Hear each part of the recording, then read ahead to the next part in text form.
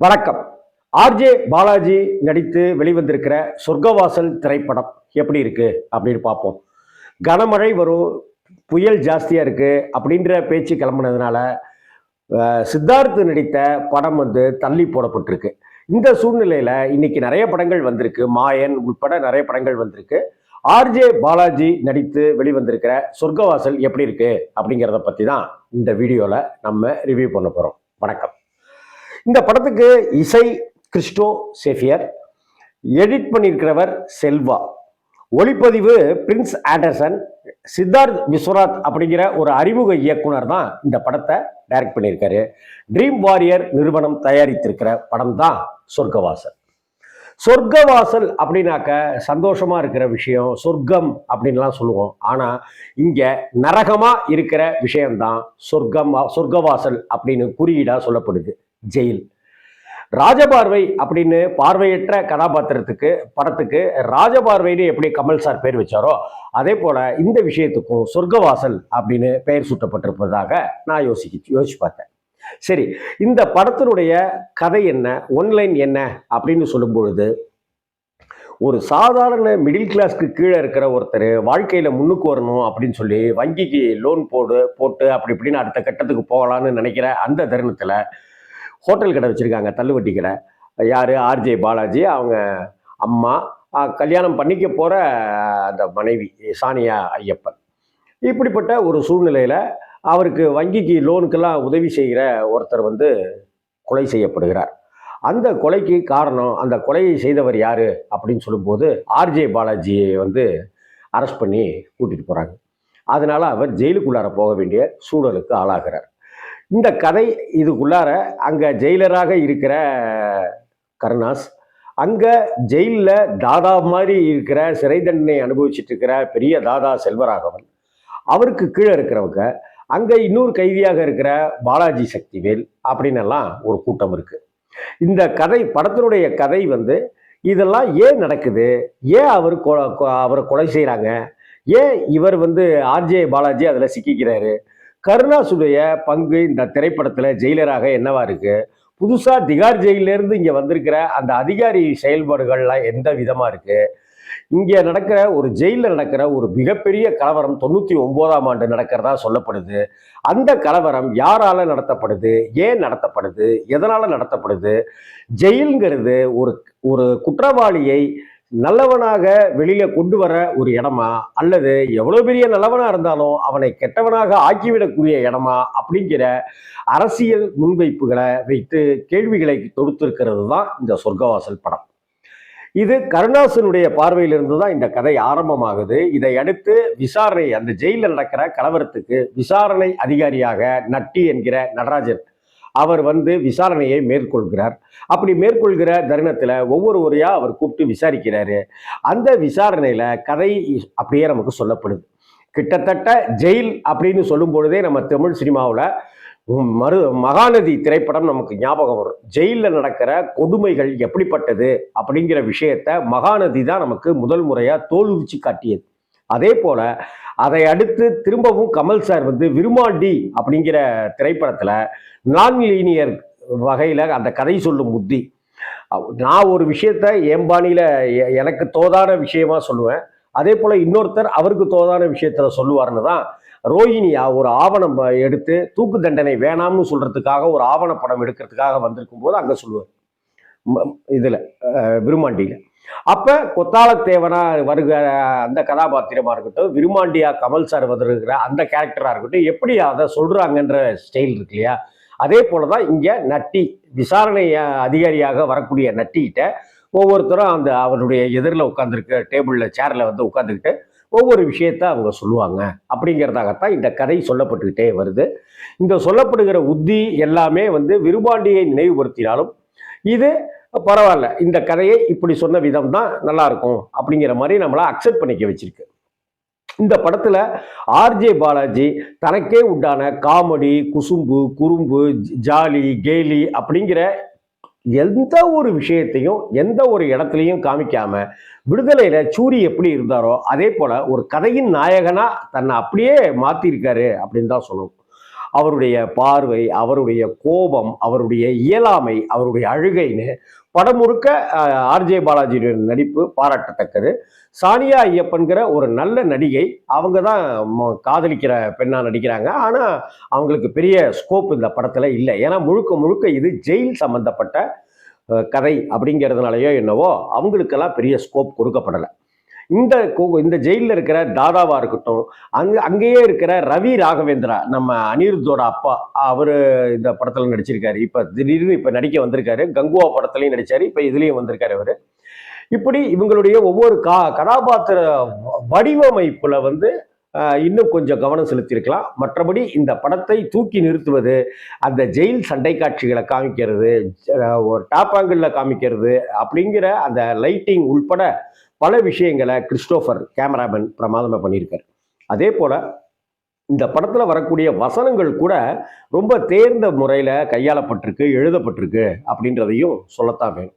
Dream warrior எடுக்கிற படம் அப்படின்னாலே அதுல ஒரு தரம் இருக்கும் அப்படிங்கிறத இந்த படமும் நிரூபிச்சிருக்கு. ஒரு தரம் வாய்ந்த ஒரு படம் தான் சொர்க்கவாசல்.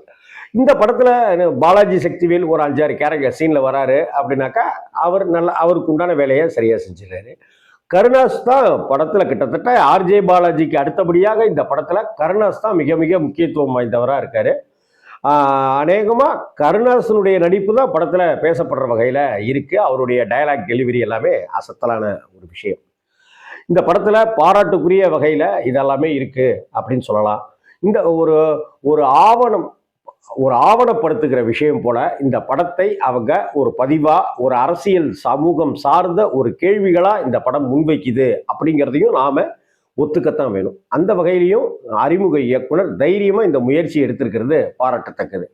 படத்துல வர்ற கதைகளும் பெயர்களும் கற்பனையே அப்படின்னு போட்டுட்டு இதுல யாரையாவது, இது எந்த நபரையாவது, எந்த பெயரையாவது இது கொஞ்சம் சம்மந்தப்படுத்துற மாதிரி இருந்துச்சுனாக்கா அதுக்கு நிர்வாகம் பொறுப்பல்ல அப்படிங்கிற மாதிரி டைட்டிலையும் போட்டுடுறாங்க.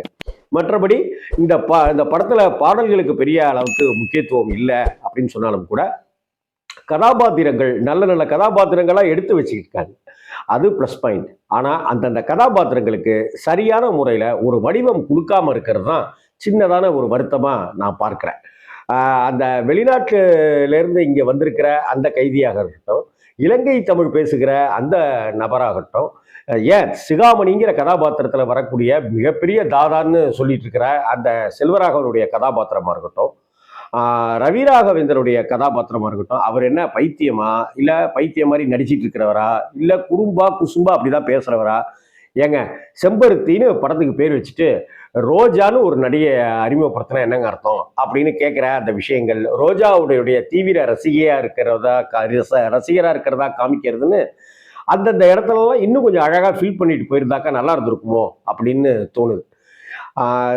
இதுல சில கேள்விகளும் இருக்கு. என்னன்னாக்கா அந்த ஹீரோவோட ஆர்ஜே பாலாஜியினுடைய அம்மாவுக்கு யானைக்கால் இருக்கு, யானைக்கால் வியாதி இருக்கு அப்படின்னு காட்டப்பட்டதுக்கு என்ன காரணம்? சானியாவுக்கும் அவருக்குமான அந்த காதல் போர்ஷனை இன்னும் கொஞ்சம் அழகுபடுத்தி இருந்தாக்க அவர் ஜெயிலுக்கு போனப்ப நமக்கு ஒரு பெயின் ஏற்பட்டிருக்கும் அப்படிங்கிறத அந்த இடத்துல இன்னும் கொஞ்சம் கவனம் செலுத்தி இருக்கலாம் அப்படிங்கிற ஒரு எண்ணம். அந்த குணா திரைப்படத்துல சிபிஐ ஆஃபீஸராக வரக்கூடிய எஸ்பி பாலசுப்ரமணியம் நல்லா கொஞ்சம் குண்டா இருப்பார். அவர் இந்த மலைப்பகுதிக்கு வரும்போது இருமிகிட்டே இருப்பார். இன்ஹேலர் யூஸ் பண்ணிட்டு மூச்சுக்காக இது பண்ணிகிட்டே இருப்பார். அதுக்கு ஒரு நியாயம் இருந்தது. ஆக்சுவலாக அந்த குணா படத்தின் போது அவருக்கு உண்மையிலேயே அப்படி இருமல் சரியெல்லாம் இருந்ததாகவும், அதனால நீங்கள் இப்படியே பயன்படுத்துகிற மாதிரியே ஒரு கேரக்டரைசேஷனை உருவாக்கிடலாம் அப்படின்னு வச்சதாகவும் கூட தகவல் உண்டு. ஆனால் இந்த படத்தில் அவர் அடிக்கடி ஜீரணமாகாத நிலையில் இருக்கிறதாகவும், அசிடிட்டி இருக்குது அப்படின்னு சொல்லிக்கிட்டு அதை பற்றியே ஒரு 10 தடவையாவது அவர் டைலாக் பேசிடுறார். படத்தில் நட்டி நடக்கவே இல்லை, உட்கார்ந்தே இருப்பாரு. ஒவ்வொருத்தங்களா கேள்வி கேட்பாங்க. அப்படி ஒவ்வொருத்தருக்கிட்டையும் அவர் கேள்வி கேட்கறது, அவங்க பதில் சொல்றது, அவங்க சொல்றதை எல்லாத்தையும் இவர் கேட்கறதுன்னு ஒரு ஃபார்மலாவே போயிட்டு இருக்கிற மாதிரியே தான் இருந்தது. அதுல இன்னும் கொஞ்சம் அந்த டீட்டெயில்டா இவர் கேட்டு உள்வாங்கி இன்னும் கொஞ்சம் பண்ணியிருந்தாக்க அந்த கான்வர்சேஷன்ல இன்னும் கொஞ்சம் சுவாரஸ்யம் வந்திருக்கும். அந்த இடத்த அவங்க மிஸ் பண்ணி, நல்ல ஸ்கோப்பு, அதை கொஞ்சம் மிஸ் பண்ணிட்டாங்களோ அப்படின்னு தோணுச்சு. அதே போல் அந்த வெளிநாட்டு நபர் வந்து இங்கே அல்லேலூயா சொல்லி இயேசு கிறிஸ்துவுக்கு மாறுறது, கடவுள் வேற கடவுளை மாற்றிட்டாக்க மன்னிச்சிடுவாரா கடவுள் அப்படின்னு இருக்கிற டயலாக் மாதிரியான விஷயங்கள் எல்லாமே ரொம்ப யதார்த்தமாக அழகாகவே இருந்தது. அதே போல மிக பிரம்மாண்டமான தாதாவா காண்பிக்கிற அந்த செல்வராகவனுடைய கெட்டப்பு, லுக்கு, டயலாக் மாடுலேஷன் எல்லாமே ஒட்டாமலேயே இருக்குங்கிறதும் ஒரு சின்ன குறையா வருத்தமாக தான் இருந்துச்சு. மற்றபடி இந்த படத்தை தாங்கி பிடிக்கிறது அப்படிங்கிற மாதிரி இல்லாம எந்த கதாபாத்திரமும் அப்படி இல்லை. ஒரு ஃப்ளாட்டாக தான் போறாங்க. ட்விஸ்ட் நல்லா இருக்கு. இந்த படத்துல கதைக்கு உண்டான ட்விஸ்ட், இது ஏன் இப்படி நடந்துச்சு, இது எதனால, இது அப்படின்னு நமக்கு கடைசியில இன்னொன்று முதல் 1 மணி நேரம் ஃபர்ஸ்ட் ஹாஃப் இருக்கு இல்லையா, அந்த ஃபர்ஸ்ட் ஹாஃப் வந்து நம்மளை கட்டி போடலை. ஏன்னா அந்த ஆர்ஜே பாலாஜிக்கும் நம்ம அந்த அந்த கேரக்டருக்கும் நமக்கும் ஒரு கனெக்ஷனை ஏற்படுத்திட்டு, ஆர்ஜே பாலாஜிக்கும் சானியா ஐயப்பனுக்கும் இருக்கிற அந்த லவ்ல நமக்கு ஒரு கனெக்ஷனை ஏற்படுத்திட்டு, ஆர்ஜே பாலாஜி ஒரு லோன் வாங்கி அடுத்த கட்ட வாழ்க்கைக்கு முன்னுக்கு வரணும்னு நினைக்கிறாரு அப்படின்னு அதுல ஒரு கனெக்டிவிட்டியை நமக்குள்ளார ஏற்படுத்தி இருந்து, அதற்கப்புறம் அவர் ஜெயிலுக்குள்ளார போறாருனாக்கா அது நமக்குள்ளார ஒரு தாக்கத்தை ஏற்படுத்தி இருக்குமோ என்னமோ அப்படின்னு தோணுது. அதே போல ஜெயில் விஷயங்கள் எல்லாமே ரொம்ப சர்வசாதாரணமா ரொம்ப ஈஸியா நடக்கிற மாதிரி இருக்கு. விருமாண்டியில நடக்கிற விஷயமா இருக்கட்டும், அல்லது துலுக்கானம் மகாநதி படத்துல கமலஹாசனை போட்டு வதைக்கிற துலுக்கானம் கதாபாத்திரமா இருக்கட்டும், பார்க்கும்போது துலுக்கானத்தை பார்க்கும்போதே நமக்கு மிரட்சி, பயம் ஒன்று வந்துடும். இதுல அந்த மாதிரியான பயம் செல்வராகவன்கிட்ட இருந்தோ அல்லது செல்வராகவனுக்கு அடுத்த கட்டமா இருக்கிற நபர்கிட்ட இருந்தோ யார்கிட்ட இருந்தோமோ அந்த மாதிரி பெருசா வராததுனாலயோ என்னமோ நமக்கு ரைட்டு, எப்படி இருந்தாலும் ஆர்ஜே பாலாஜிக்கு ஒன்றும் ஆகாது அப்படிங்கிற மாதிரியான ஒரு மனநிலை இருக்குங்கிறதையும் பார்க்க சொல்ல வேண்டியிருக்கு. மற்றபடி இந்த படம் ஒரு த்ரில்லர் மூவி அப்படிங்கிற வகையில இந்த சொர்க்கவாசலை நம்ம அக்செப்ட் பண்ணிக்கலாம்.